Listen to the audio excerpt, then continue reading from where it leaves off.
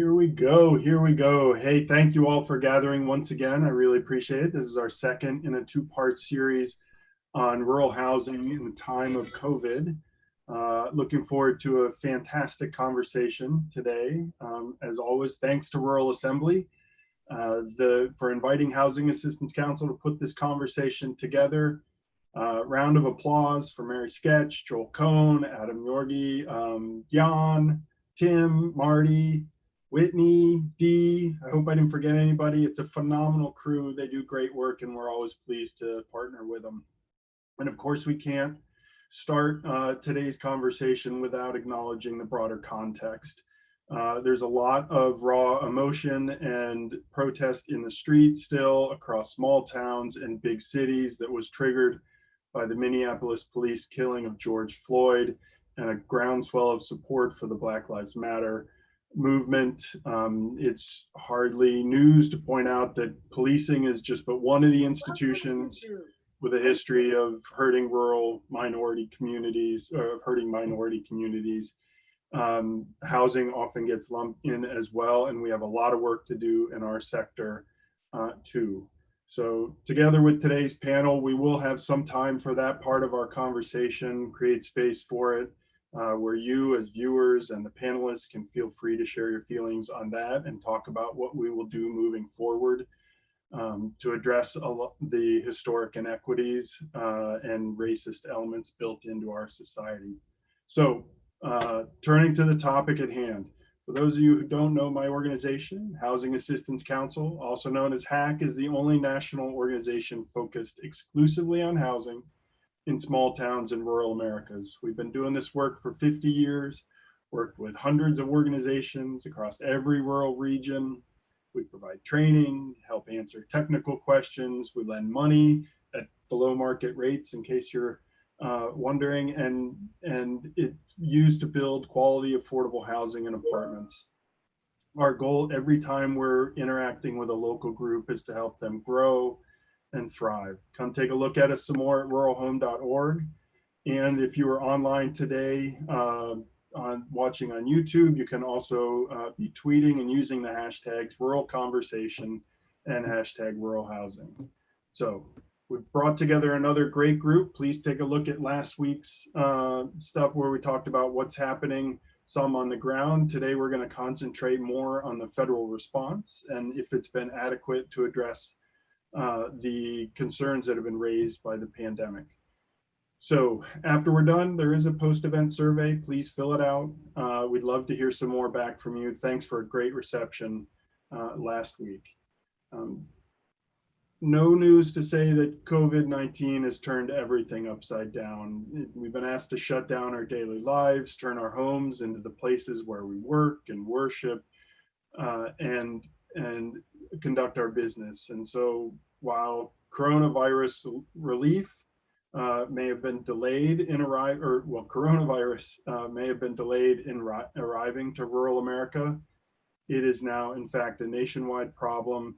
And we really want to ask today, have policymakers and the public recognize this? Is rural America being left behind when crafting solutions? And we'll look at across the community development spectrum with the experts we have today, which will kick off with Samantha Booth, the Government Relations Manager for Housing Assistance Council. Hi, Samantha. Hi, everyone. Great. Thank you, David, for that introduction. I am going to go ahead and share my screen briefly for this portion of the presentation. And Samantha, before you get going, I also want to make sure we introduce the other panelists so everybody knows what a great lineup we have coming. If Rural Assembly can flip back to the pictures, yeah, there we go. So to my right, I don't know where he is on your screen, but he's everywhere with policy knowledge, is the Policy Director of the Local Initiative Support Corporation, Mark Kudlowitz. Hey, Mark. Thanks, David. Pleasure to be here. Yeah, you want to introduce your organization just a little? Absolutely. Again, I'm Mark Kudlowitz. I work for the Local Initiative Support Corporation. We're a national affordable housing and community development nonprofit intermediary. And as the name suggests, we work to support local affordable housing and community development initiatives We do that in 36 offices throughout the United States and through a partnership with 89 community-based organizations through our rural LISC team. And they work across 45 different states. And we also provide, similar to HAC, training, technical assistance, financing, and do work here at the federal policy level to try to further federal housing assistance programs. Mark, LISC is a fantastic partner to us, and we're thrilled to have you here today, but also the work we get to do every other day of the year. So Dave Castillo, the CEO for Native Community Capital, who's focused exclusively on financing for Indian country. Hey, Dave. Why don't you introduce your organization for us? Yeah, thanks, David. And thanks, everyone, for this session. Dave Castillo from Native Community Capital, serve as CEO. We are a Native community development financial institution working primarily in Arizona and New Mexico, but other places in the West as well. Provide construction financing, mortgage lending, small business loans, and consumer loans as well. And we're engaged at the policy level as well through our national association, which is the Native CDFI network, and other Native organizations like NCAI, NFOA, and the like. So we're really happy to, work through this in partnership with HAC and LISC and Enterprise and all the partners. Thank you to this particular convening. Funny thing is, I think we're talking more. I think we're growing closer together. I think there's greater transparency and more opportunities for us to really address the issues that have been here for a very long time because of this COVID and George Floyd situation that really isn't new. I think it's just opening our eyes again. So thank you, everyone, for this session. Yeah, thanks for being with us today, Dave. And turning to our third panelist, Bill Bynum, the CEO for Hope Credit Union. I think, Bill, you're down in Jackson, Mississippi. I'm in Jackson, Mississippi today. Good afternoon, everyone. Thanks for organizing this, Dave. And Hope, I'm the CEO of Hope. We are a family of organizations that exist to really combat the extent to which race, gender, birthplace, wealth limits one's ability to prosper, and we do that with our primary tools of financial services. But that's a means, not the end. The end is to really close these gaps that we obviously see are too wide and unsustainable, and I think have contributed to a lot of the challenges that we're facing and that we'll talk about today. So. Again, we're in Alabama, Arkansas, Louisiana, Mississippi, and Tennessee. So thanks, Hack. Thanks, David. Yeah, Bill, it's thrilled to have you on today. Your organization is an extraordinary collection of entities and a leading light for so many of us in this field. I appreciate the work you do. I'm excited about today's conversation. So again, I'm David Lipsetz, Housing Assistance Council, and with that, Samantha. Samantha.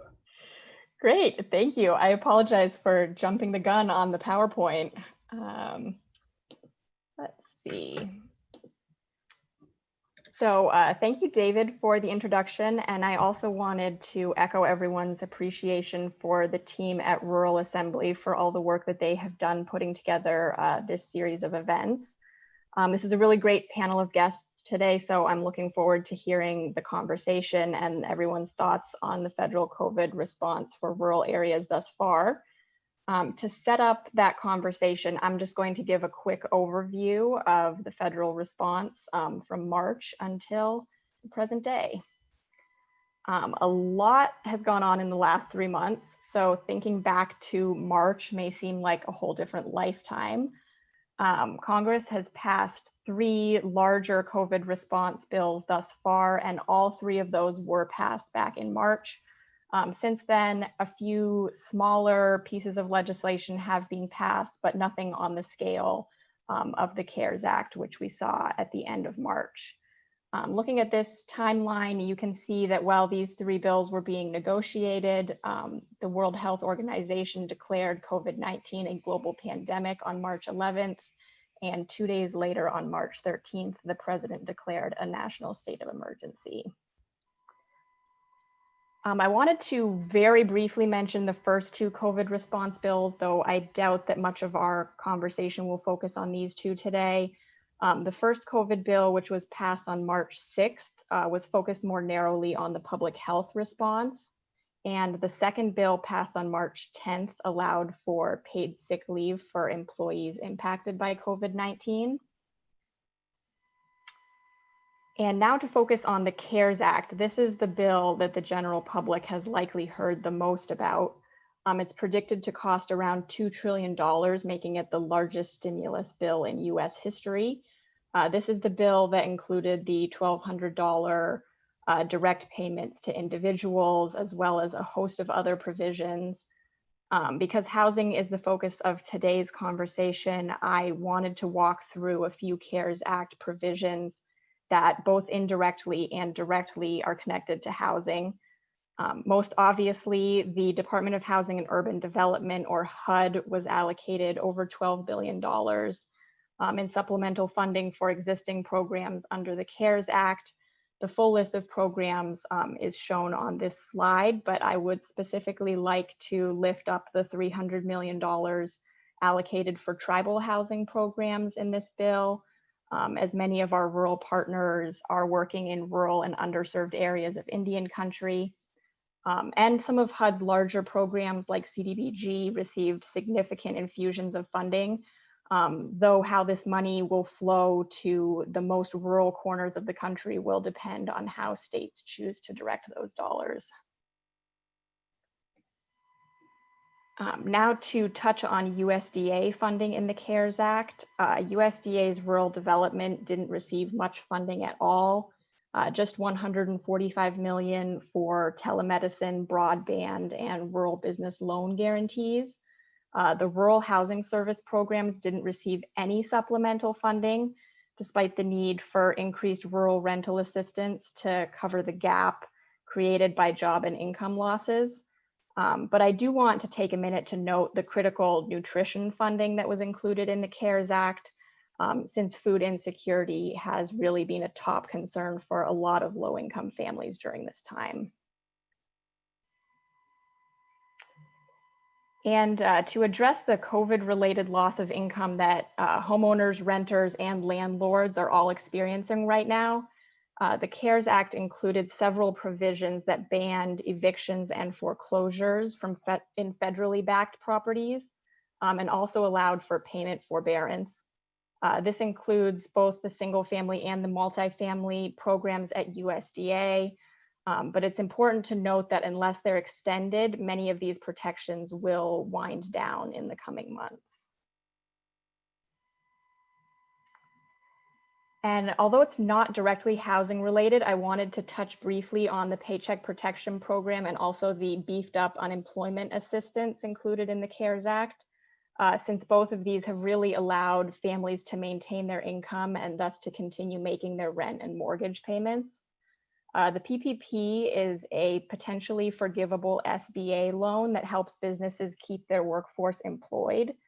The PPP was first funded as part of the CARES Act, and that first round of funding was depleted in less than 2 weeks. A second round of funding was passed in late April. There were some concerns during the first round of funding that the bulk of the dollars were going to larger and less distressed businesses through the big banks. So the second round of funding included requirements that some of the funds should be set aside for lending by smaller community financial institutions, including CDFIs specifically. And on June 5th, Congress also passed a bill that loosened some of the PPP requirements. Loan forgiveness was expanded from 8 weeks of eligible costs to 24 weeks, and the percentage of funds that must be used for payroll was decreased from 75% to 60%. So these changes did allow for some increased flexibility, but there's still a lot of uncertainty remaining around eligibility for some types of organizations. And just to touch quickly on unemployment assistance, an additional $600 a week in federal pandemic unemployment compensation benefits are available to everyone receiving state unemployment benefits under the CARES Act. However, these funds are only available through the week ending July 31st. Some preliminary data has shown that many families have continued to pay their rents and mortgages during this time, despite historically high levels of unemployment. And a big part of this is likely attributable to the benefits of the PPP, and especially to these beefed up unemployment benefits, both of which will end soon without congressional action. And there has been a lot of discussion in the last 2 months over what a fourth round of COVID stimulus could look like. Some politicians are calling for a larger package, perhaps including broader infrastructure investments to kind of help stave off a longer term economic recession. Others are really only interested in considering something much more limited in scope and cite concerns over the long-term national debt impacts. The Democratic leadership in the House of Representatives did put together a very large and aspirational package back in mid-May called the HEROES Act, which passed in the House, but is more or less dead on arrival in the Republican-controlled Senate. On this slide, you can see some of the housing and access to capital provisions that were included in the House's HEROES Act.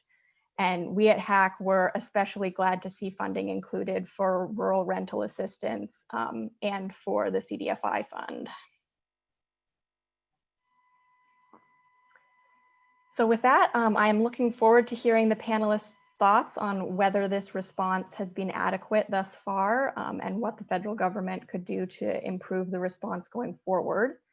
For those of you who were able to join last week's session, Lance George from HAC gave a really great data presentation on the COVID impacts throughout rural areas.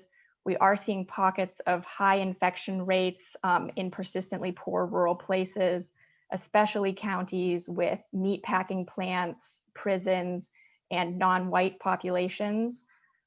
We have a page of resources and interactive maps on HAC's website, as David mentioned. The link to that set of content is included on the bottom of this slide, but you can also just visit our general website at ruralhome.org, and it's pretty easy to access. I would encourage folks to do that if they haven't already.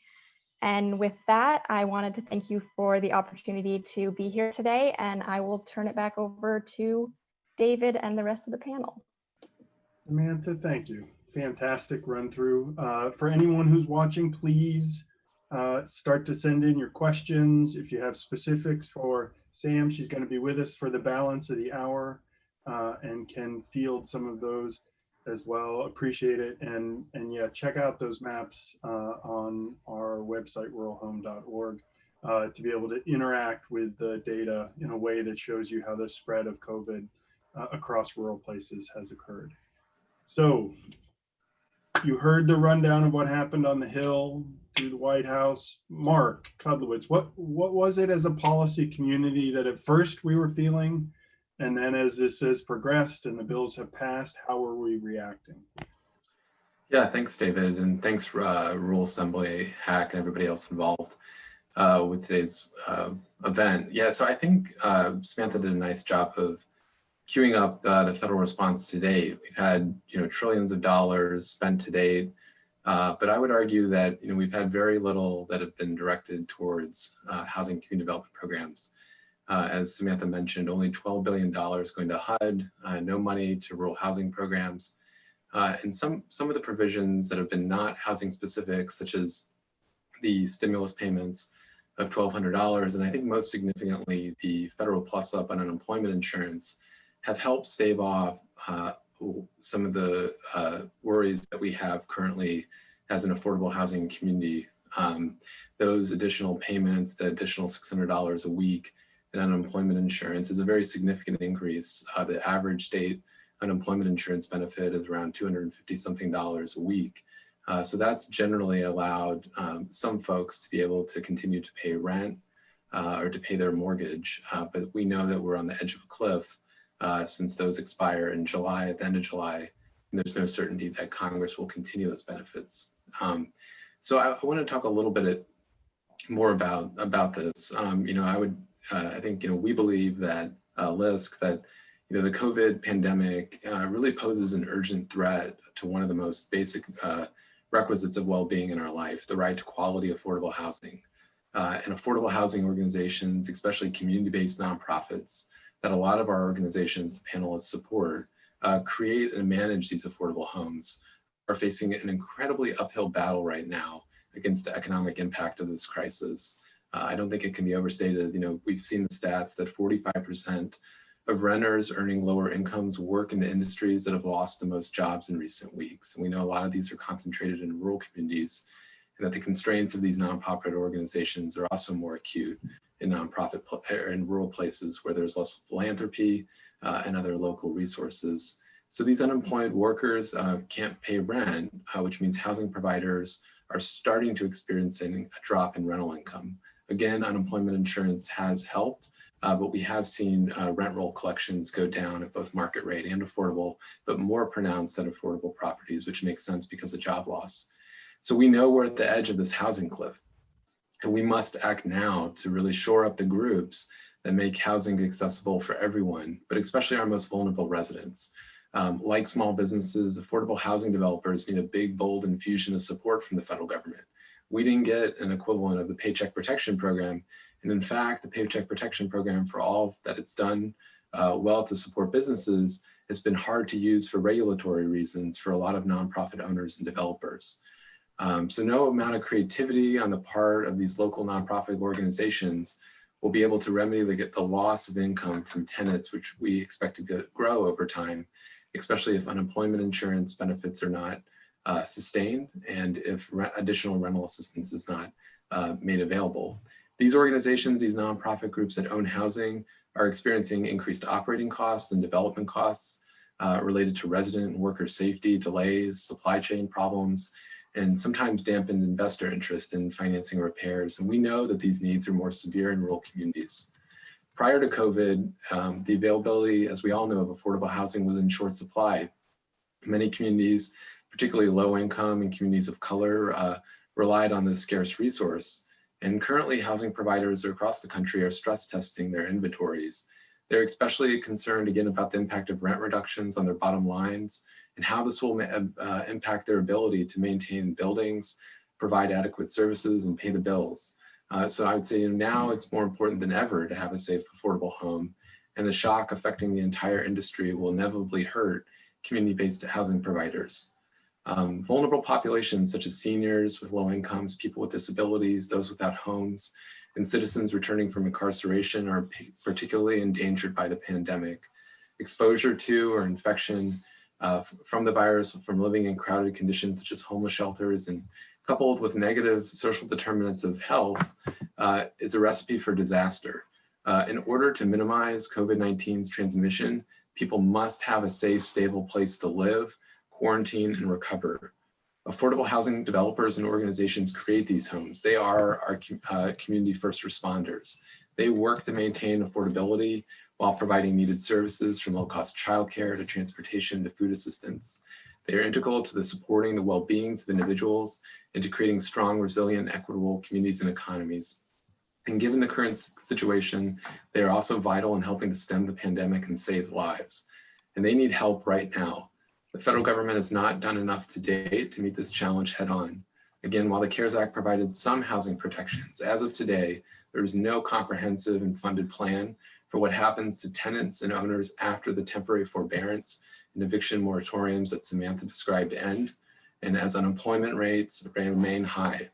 Absent this support, we can only imagine that social inequality in this country will deepen. LISC and our partners are pursuing strategies for an economic recovery focused on quality, affordable housing, and these must include the following policies and resources from the federal government.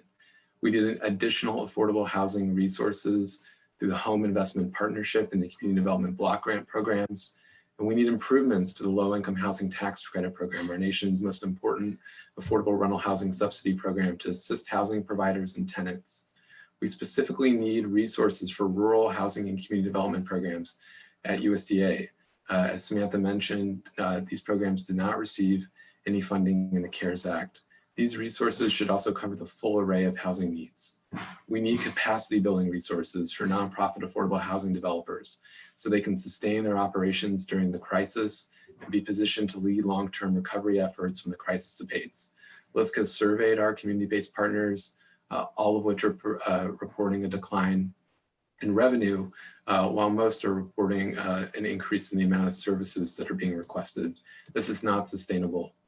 Owners need mortgage forbearance by accruing and deferring debt service payments to the back end of deals. These restructuring or modifications of lease and mortgage terms, we need them to be more flexible, including extensions and reductions of penalties, should be done in return for owners extending the moratoriums on eviction. Importantly, we need a new infusion of flexible rental assistance to reduce homelessness and housing instability. The programs that Samantha referenced only assist currently HUD-assisted residents. We have not provided additive resources to address residents who are not, essentially, that have not won the lottery and have housing assistance in this country. Tenants need financial assistance to pay their rents, not just forbearance, which will only push the crisis off a few months. The moratorium on evictions also needs to be extended and applied to more households. Without large-scale financial assistance and eviction protection, there will be a cascading impact of evictions and homelessness.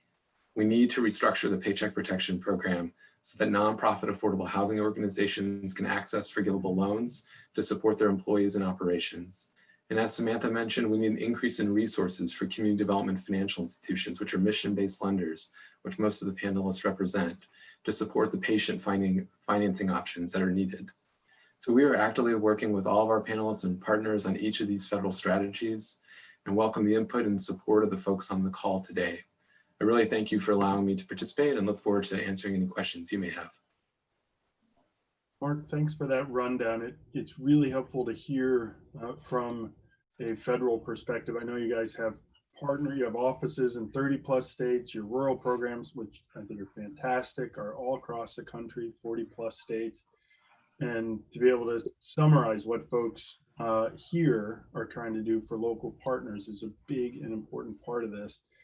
I think all of us, all the panelists and many of the folks tuning in today know that these were issues prior to the pandemic. Yet it was really the pandemic and the national protests that are laying bare the inequality built into the geography of America. We definitely don't have to live like this going forward. When we look at our maps, we can see hotspots around meatpacking plants and communities of color. There are places on our maps where if you look closely, you realize it's a prison where a disproportionate number of African Americans have been incarcerated, and that prison is built in a rural place. The map and the geography of this is challenging. And one of the hottest spots, unfortunately, in this that appear on the maps is across tribal land as well. Dave, in the areas out, you're in, where are you today? New Mexico or Arizona? I'm in Arizona today.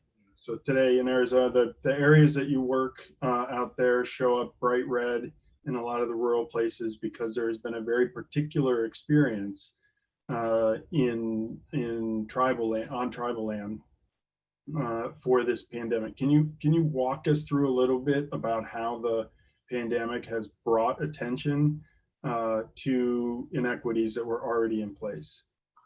Right. Yeah. I mean, there's if you haven't seen the headlines or watched some of the videos that some of the media have put together and nonprofits and local organizations, there's a lot out there. It's you know, the impact on the healthcare system on tribal lands is just overwhelmed. I mean, everyone knows about what New York looked like, and you know, they've come down, and Navajo Nation, for example, continues to rise.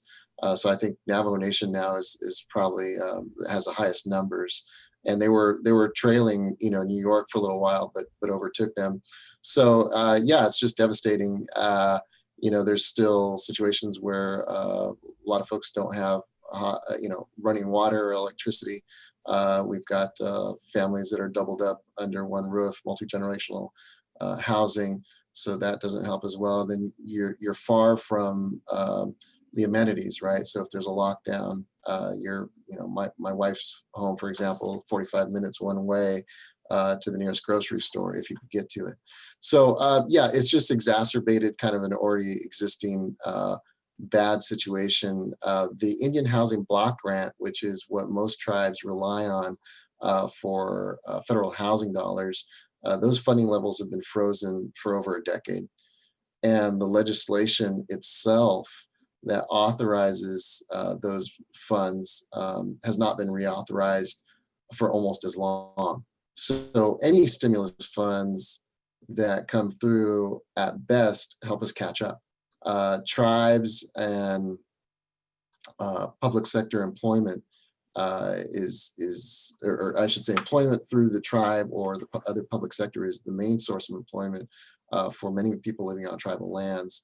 So as the COVID crisis continues or gets worse, as it seems we're seeing certainly here in Arizona, the economic outlook becomes much more tenuous. So we're really, you know, what Mark talked about and what you followed up with, David, is spot on. You know, what I heard is, you know, the pain train is coming. And again, that's the issue. That train has been rolling through Indian country for decades and decades. And so the question is, you know, how do we prepare for that? We've had kind of this initial COVID or this effort, you know, in terms of stimulus funds and an attempt to address the health crisis in Indian country, but it's got the potential to get much worse. You know, with regard to the CARES funding, if you hadn't seen this headline, here's one for you. Tribes had to sue to get access to that. And, you know, the details are really dissatisfying in terms of the basis of that lawsuit, as they always are when it comes to details of federal funding or philanthropic funds. I'll just say that, you know, tribes were pitted against one another again.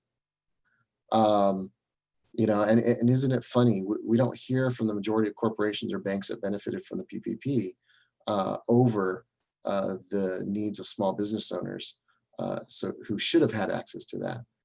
And you know, wouldn't that be nice for a change? You know, silence on the part of rural and economically distressed communities because we have enough or too much funding, right? It's the exact opposite of what we see with PPP and who benefited most from that. But you know, there are some specifics that we can get to. But you know, before we get there, maybe further in this conversation, I think the answer to so many of the questions that I know David, our moderator, had identified can be answered in a different way than just specific policy initiatives that we've been talking about, screaming about for a long time. It's really less of a conversation for prescriptions to benefit Congress or foundations, and really more a conversation for us and how we could be good allies to each other. You know, when the federal money does come, or the foundation money, when that money arrives in whatever quantities, I would say that in the midst of a crisis, and again, we're there, in the midst of a crisis when questions arise regarding if we must always follow a funder's guidance to the T or how we should accommodate the needs on the ground, I would say that we must choose to support the needs on the ground, because it's easier to figure out an administrative solution to, you know, an incorrect filing of some paperwork than it is to rebuild a house that's fallen in on itself because of, you know, years and decades of deferred maintenance because the funds weren't there. So, you know, that's kind of a crisis situation. When we're not in a crisis situation, I think it's just, you know, this crisis has laid bare the fact that we must, you know, communicate and advocate with each other, for each other. I think, you know, we really need to ask ourselves, especially in the light of, you know, the George Floyd situation and all the many people that have been devastated by brutality. We've got to ask ourselves, how does my organization look relative to who we serve or who we wish to serve? I can't tell you how many times in my career I've had well-intentioned organizations say, we really want to develop programs to serve tribes, right? And then for some reason, it just doesn't work out so well. And so if your organization doesn't look like the people that you're serving, you want to serve, the least we can do is trust who we work alongside of, invest in those who would otherwise lead if not for systemic racism and oppression. Go ahead and let them fail, but also help them succeed. I think someone a long time ago said something about let the last be first and the first be last. I think that's good advice. That's what we want to see. People in economic distress communities have been last for too long, and we're in a position of privilege to be able to help them be first for once. And I think this crisis provides us an opportunity to do that as new resources become available, and we have a real leg to stand on from a policy perspective to make those funds flow. So thank you. Yeah, well said, Dave. Really appreciate that. And as Dave notes, tribes had to sue for access. Sam was talking about how USDA housing programs were left out of the appropriations. We have struggled in rural places with the vehicles by which we deliver credit. Those that are enhanced by this work, as you heard Mark talking about, are flowing disproportionately across the geography. So many of our housing programs, for those of you who may be a little less familiar with the housing work that we do, that the Community Reinvestment Act and the mortgage interest deduction and the other big ticket items that public policy dictate which communities grow and thrive and which do not get the resources and access to credit, have a suburban and urban outcome. I highly doubt it was the reason that they were designed that way, but the reality is that there are large swaths of rural America that are not getting access to those programs. Bill Bynum and his group, HOPE, is right in the middle of one of those areas. They do extraordinary work. And I would like to get some thoughts from Bill on the programming that you've done to grow access to credit and to deliver that credit to those who have the least access. Has that changed during this period of time? Can you set us up a little bit about what we were doing beforehand and then walk us through how the policy response has been? Thanks, David. And, Dave, still from your lips to Congress ears, right?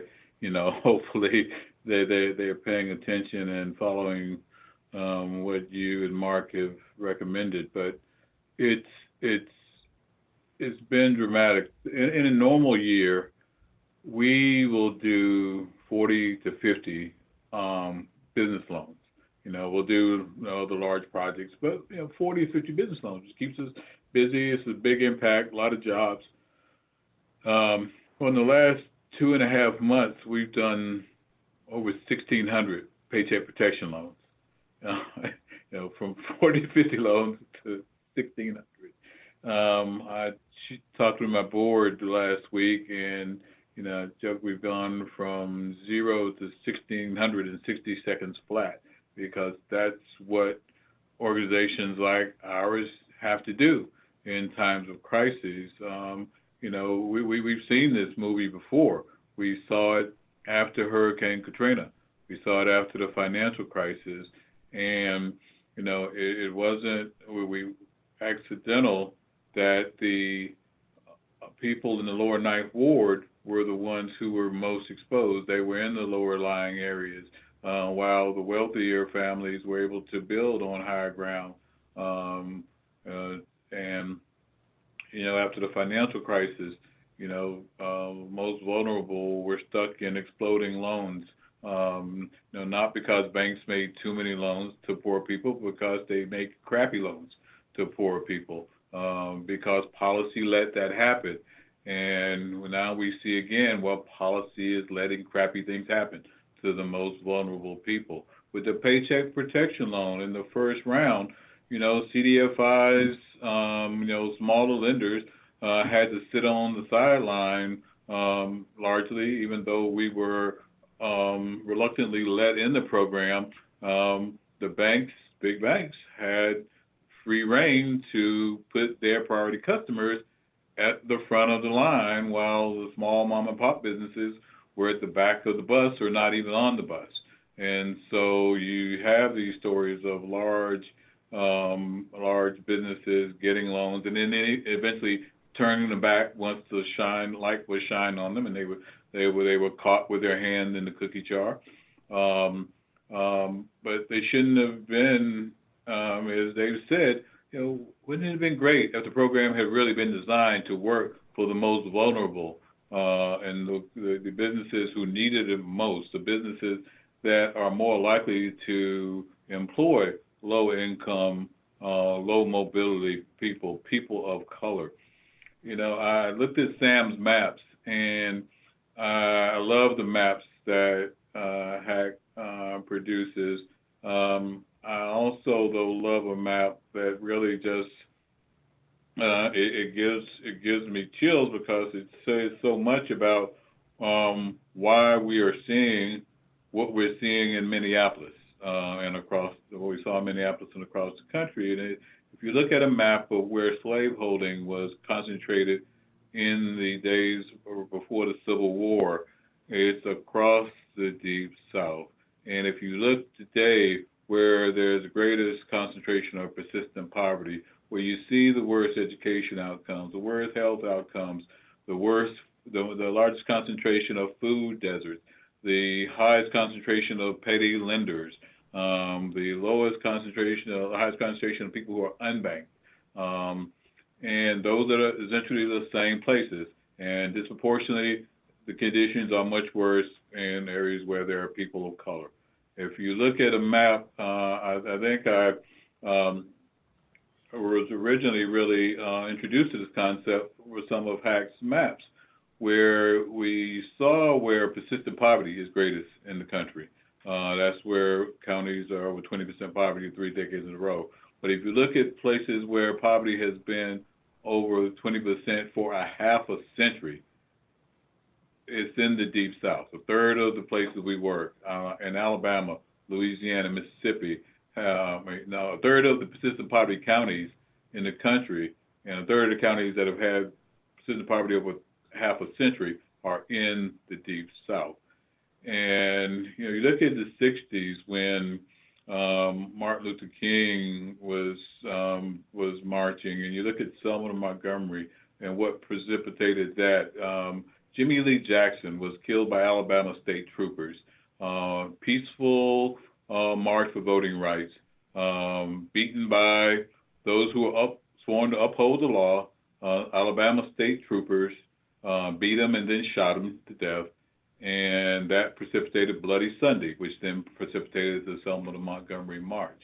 In the memorial, Dr. King talked about how Jimmy Lee Jackson's death hopefully will get people to enact policies that make the American dream a reality for everyone. Wasn't a few weeks ago for $20 in Minneapolis, but this story has repeated itself too often. And 4 years after the Selma to Montgomery March, Dr. King was killed in Memphis, trying to shift the focus of the civil rights movement from voting rights to broaden it for economic opportunity, to make sure people had the tools to support their families, to get decent homes, to be treated fairly in the workplace.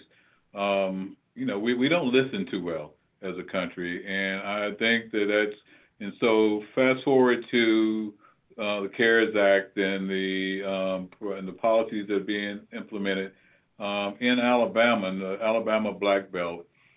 The CARES Act is being implemented so that counties have to they're reimbursed for accessing the CARES Act funds. They're controlled by the governors, and so you've got to go out and find money to get your PPEs and to get your equipment to get your economy back on track. And who does that benefit? Who does that favor? counties that are wealthy, not the Alabama Black Belt counties, not the Mississippi Delta counties, not rural counties in this country, but it's the haves get at the front of the line, just like with the PPP program, and everyone else has to wait their turn and hope that there's scraps to pick up. And that is why we have the divides that we're seeing in this country. That's why people are frustrated and are rioting in the streets.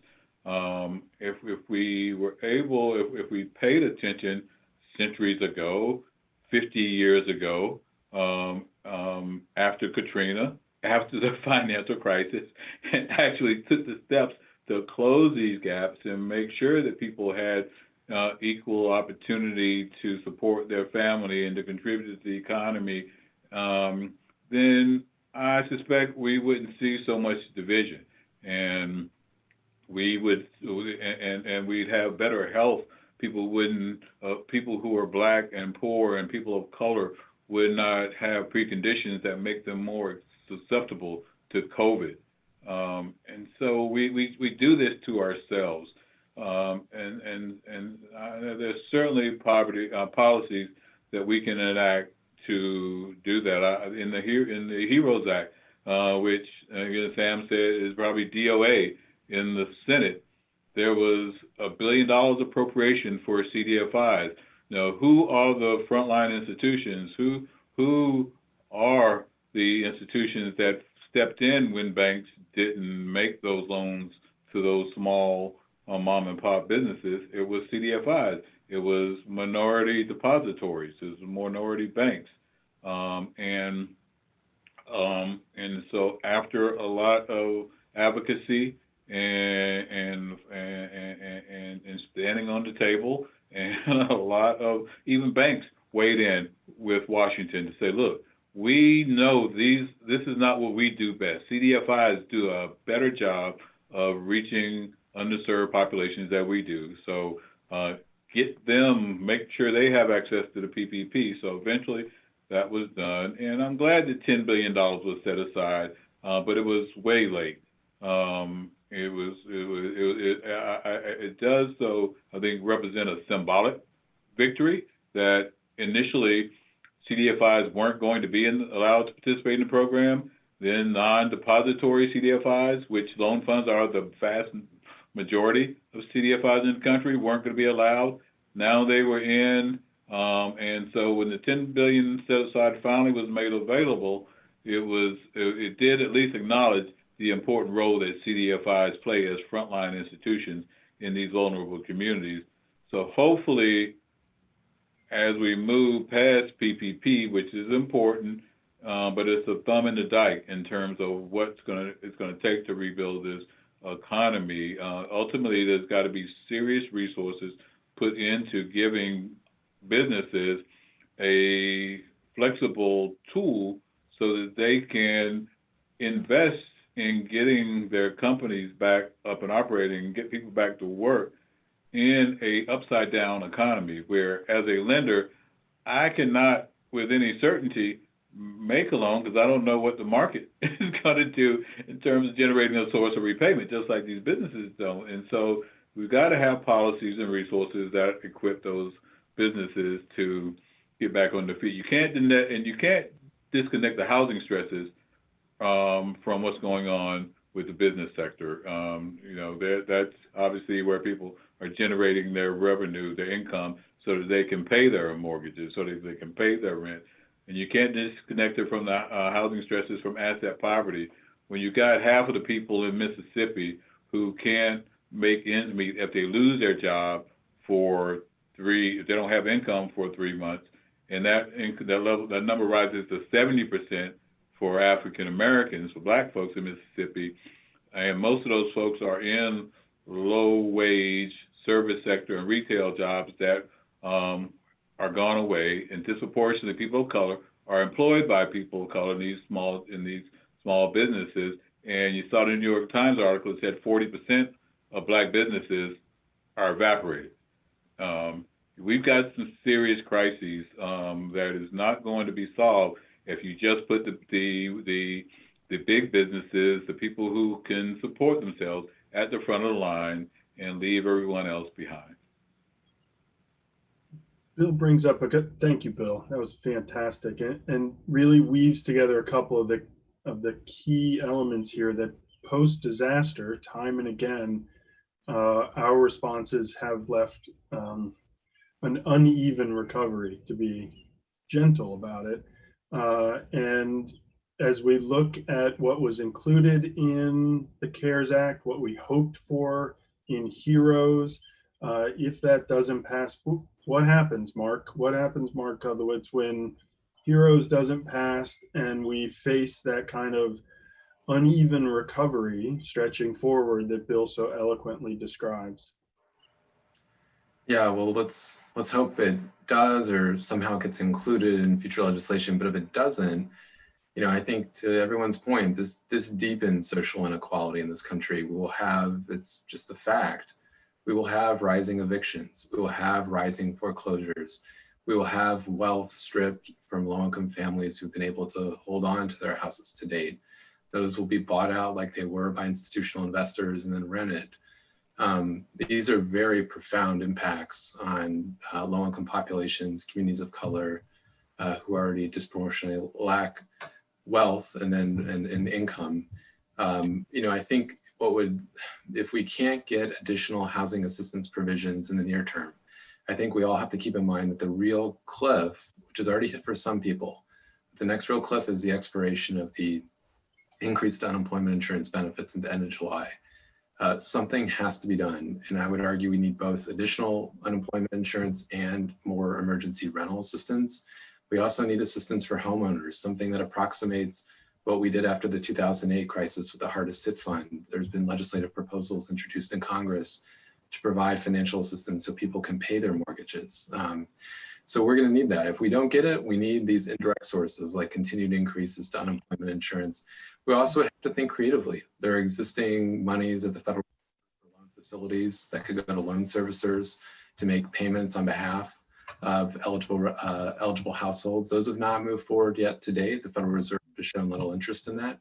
But I think if this continues to move forward without additional housing resources as an advocacy community, we are going to have to try to leverage every dollar that's already been appropriated and try to get it for purposes that protect low-income families. Yeah. Thanks, Mark. I'm reminded of a comment that I heard earlier in the conversation from Dave Castillo that we have a ton of work to do on the Hill, that we're hopeful about the policy work moving forward, but there's also a core element that can help us recover in a better way, and that's connectivity between rural organizations. That is a source of pride for Rural Assembly, our host today.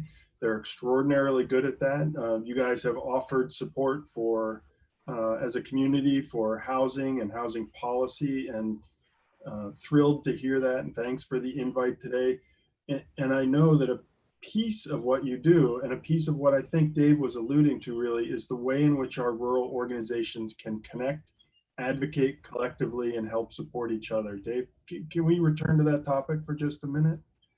Yeah, no, thank you. I think one way to look at it is a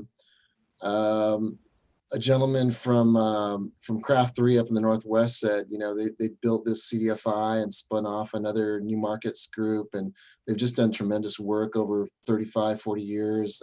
John Behrman, one of the co-founders, has already passed away, but before he did, I met with him and asked him, after all this time, all this tremendous work that you've done over the years, what keeps you up at night? And he said something that really stuck with me, and that I think really makes a lot of sense still now for a lot of us, is he said, we built this organization to be transformational. We want to be a transformational force for, dairies, fisheries, timber industry in the Northwest and the communities that they serve. And the more money that we've gotten, the more partnerships we've developed, the more investors we've gotten, we've become transactional. And he said, what I'm really worried about is when, me and Dick and Sue are gone, that we've incentivized our staff so much to focus on production, to focus on, the margin, to focus on reducing losses, that we've forgotten about being a transformational force in finance, and we've just become another bank. I had a tribe who's, we were working with another regional CDFI to get them financed, and the underwriter exclaimed to the tribal finance director, with glee, as he was going through the underwrite, that we don't take losses here. And so the finance director said, well, then how are you any better than a bank? They've just forgotten, the mission. And so I think that's a big part of what it means to kind of partner and be allies to each other. That's why I said, let the last be first. Go ahead and move the money. I mean, that's what it really comes down. Move the money. If it's sitting in an investment account, if foundations in particular, if you're looking to chase economic returns and have social impact, I had the chairman of a impact investment committee ask me, why would I invest in your organization at 2% when I could generate 4% in my more typical investments for the foundation? And my answer was something like, I have no idea.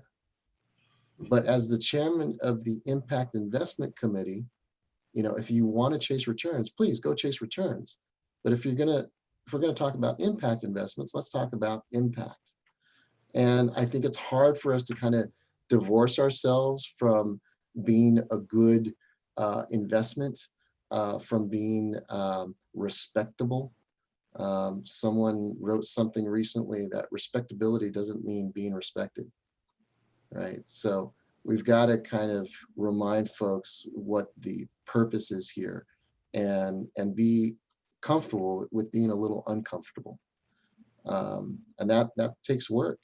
It takes time. But I think if nothing else, what this COVID experience and the social distancing has done for us is it's required us to connect more, and forums like this, and the communication that we have after this helps us do that.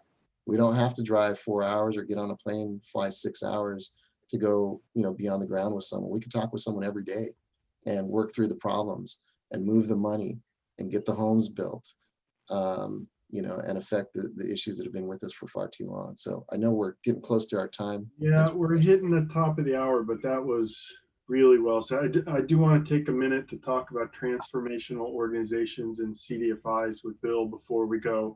We are hitting the top of the hour. I want to remind everybody, if you're tweeting this back out, to hit hashtag rural communities and hashtag rural housing.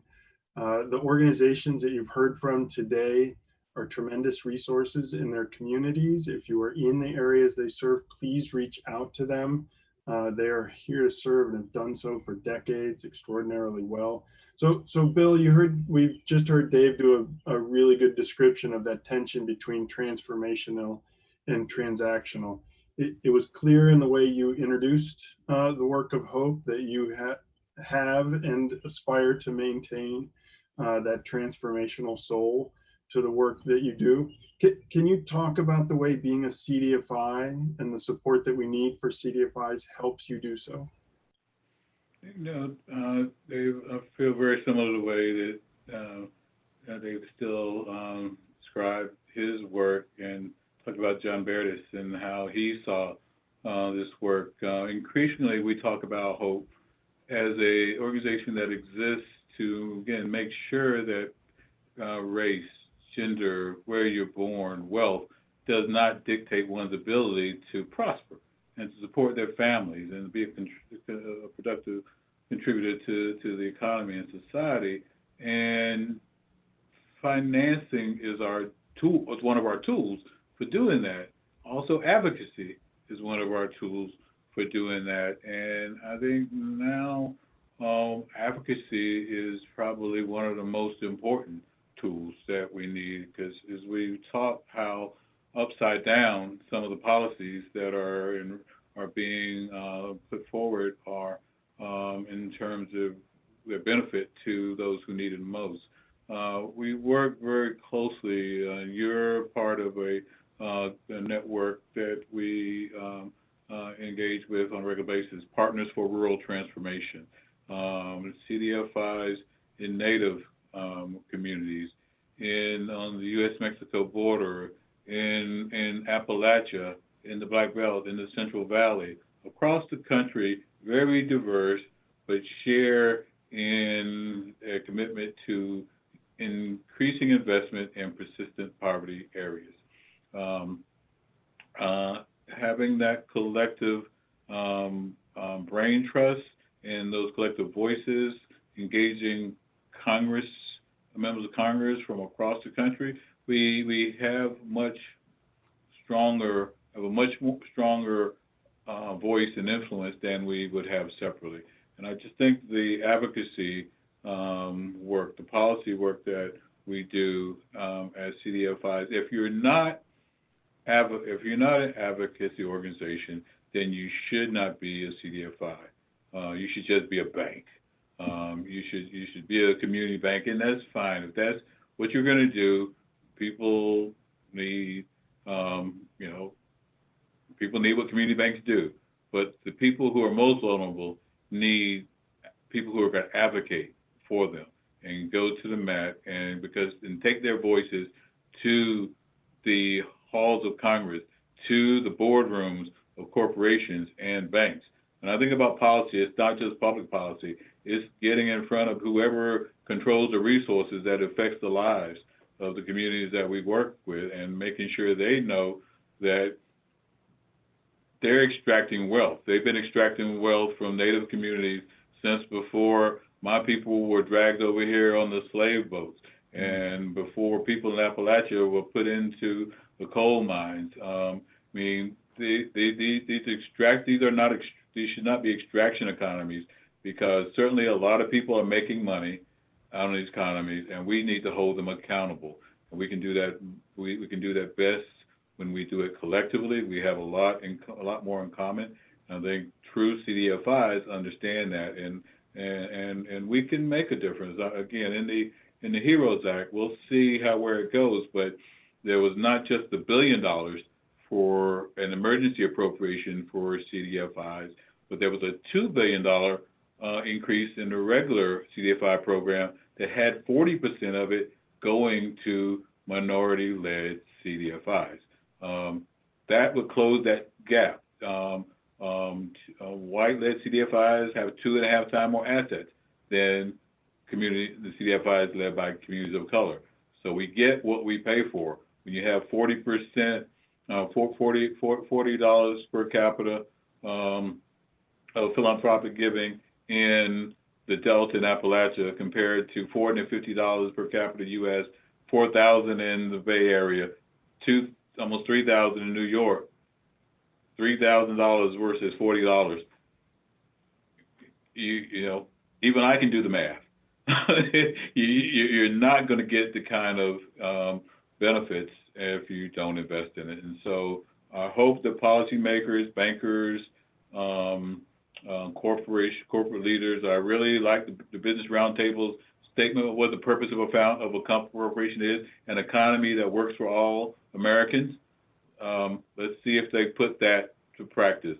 I think there's a lot of opportunity and hopefully a lot of focus at the tragic demise of George Floyd and so many others that are bringing us together and helping us see that we can't do things the way we've done before.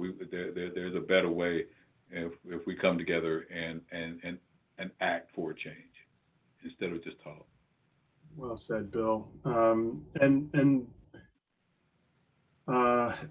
There are definitely rural places that are thriving and surviving and doing well and looking good. We have talked a lot today about places of persistent poverty, and want to make sure that the message gets out, as Bill so eloquently was describing there, that the spending, the corporate, the policy, the federal programs do dictate which communities thrive and which wane.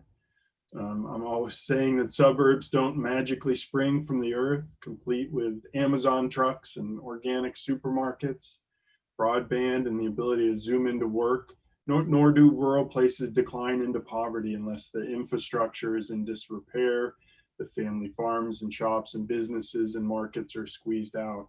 We are dictating a lot of what those results are through the spending, through the public policy work that we tried to call attention to today. I appreciate very much Rural Assembly lifting this conversation up.